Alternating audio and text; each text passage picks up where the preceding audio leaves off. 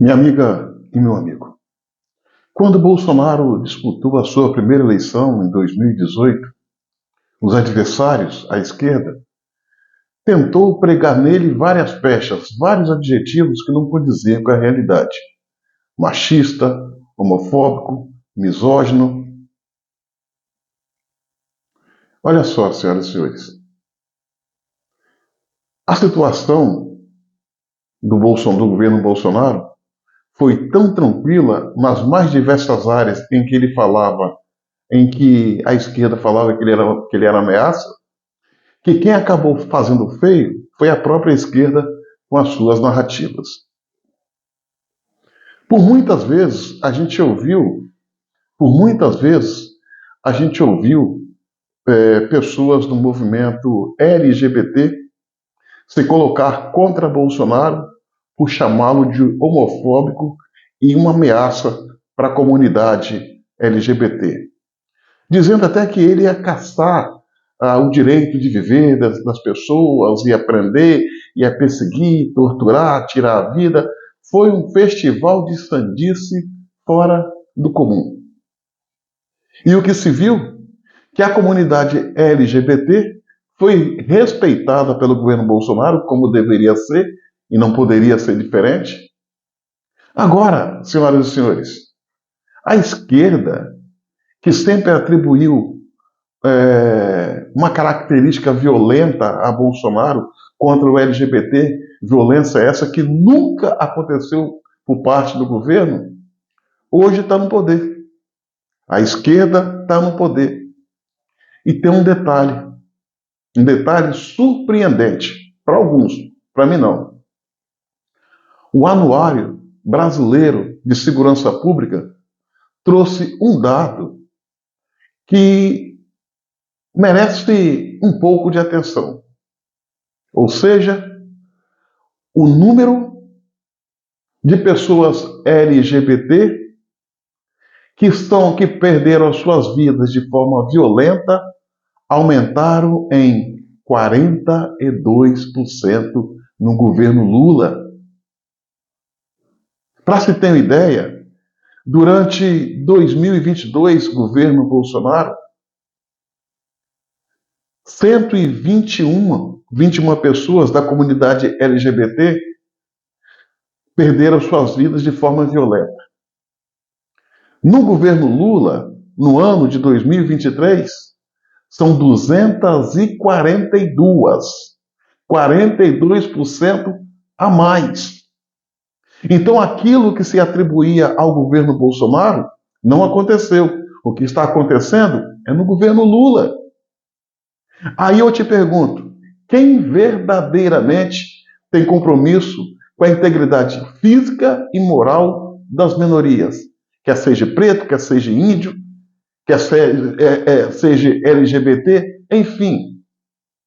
Bom seria, senhoras e senhores, se não acontecesse nenhum registro de violência contra o LGBT ou quem quer que seja.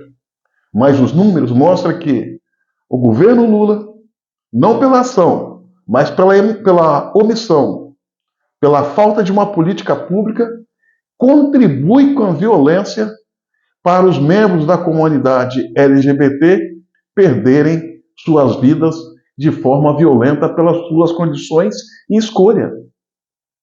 O governo do Lula tem as mãos sujas de sangue em cada óbito desse que foi registrado e trago agora pelo Anuário Brasileiro da Segurança Pública. Você sabe o que é que eu sinto falta nesse momento? O movimento LGBT, que não veio a público até agora criticar o governo Lula por não apresentar uma política pública voltada para essa comunidade. Repito, por não criar mecanismo que dê a essas pessoas comuns como todas as outras, dada a direitos e obrigações como todas as outras, por não conseguir ou não querer buscar mecanismo que permita uma sensação de segurança a elas, o governo contribui. O governo, repito, tem as suas mãos sujas de sangue. Está atrás da faca, ou atrás do gatilho, ou atrás da pedra que são lançadas, que são desferidas. O governo Lula tem as mãos sujas de sangue. E o movimento LGBT está acovardado para não vir à luz, para não vir a público, criticar esse governo. E não critica porque o apoiaram, sob a promessa de que ele era a proteção, quando na verdade, ele sim, o governo Lula, a esquerda, é uma ameaça.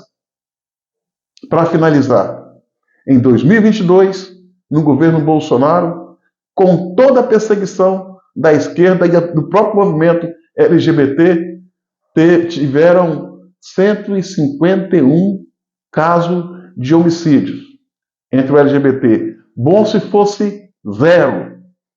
Já no governo do Lula, o governo do amor, o governo da esquerda, o governo das diversidades, a violência contra o LGBT, de forma cabal, aumentou 42%. Aí você me diz, minha amiga e meu amigo, quem verdadeiramente constitui uma ameaça à comunidade LGBT? Bolsonaro ou Lula? Ou Lula, com os números agora apresentados? É preciso ter honestidade intelectual para criticar quem verdadeiramente merece ser criticado e não se acovardar, se silenciar diante de um número assustador, alarmante, que precisa ser trabalhado para reduzir a zero ou a um nível menor, porque isso é inaceitável. Acreditar no PT? Acreditar em Lula? Tenha dó.